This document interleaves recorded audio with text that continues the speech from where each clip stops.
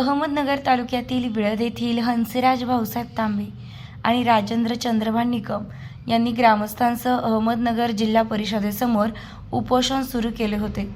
आज बुधवारी 14 ऑगस्ट उपोषणाच्या तिसऱ्या दिवशी उपोषणाची दखल घेऊन गटविकास अधिकारी दिलीप सोनकुसळे यांनी विळदचे ग्रामसेवक शरद वाकडे यांना निलंबित केल्यानंतर ग्रामस्थांनी उपोषण मागे घेतले।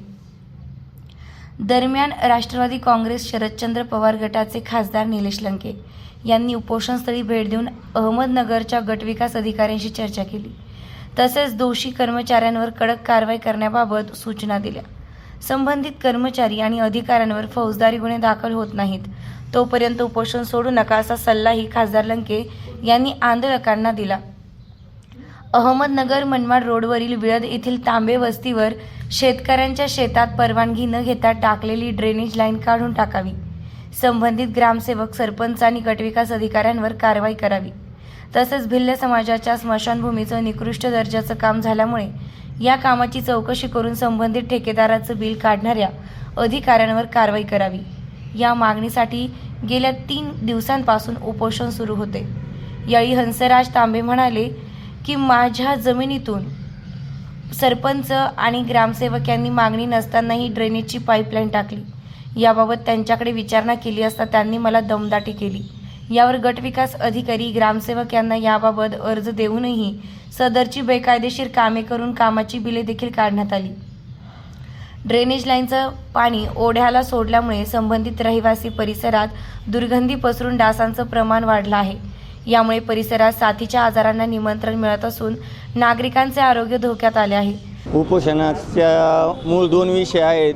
दलित समाजाची जी स्मशानभूमी झाली आहे निकृष्ट प्रकारे एकदम काम झालेलं आहे आणि संबंधित अर्जदाराने इंजिनियर आंबेडकर साहेब यांना विचारले असता आंबेडकर साहेब सांगतात ते भिल्ल समाजाचा माणूस असताना की तुम्ही तुमचं इस्टिमेट आहे, तुम्ही तुमचं पहा, त्याला कुठल्याही प्रकार शिक्षण वगैरे झालेलं नाही।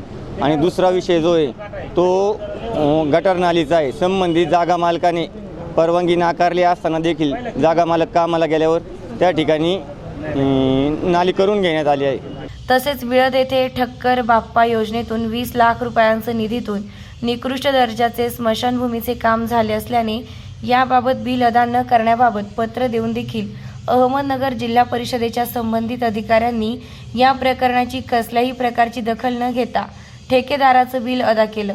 हे काम अजूनही अर्धवट अवस्थेत पडून आहे।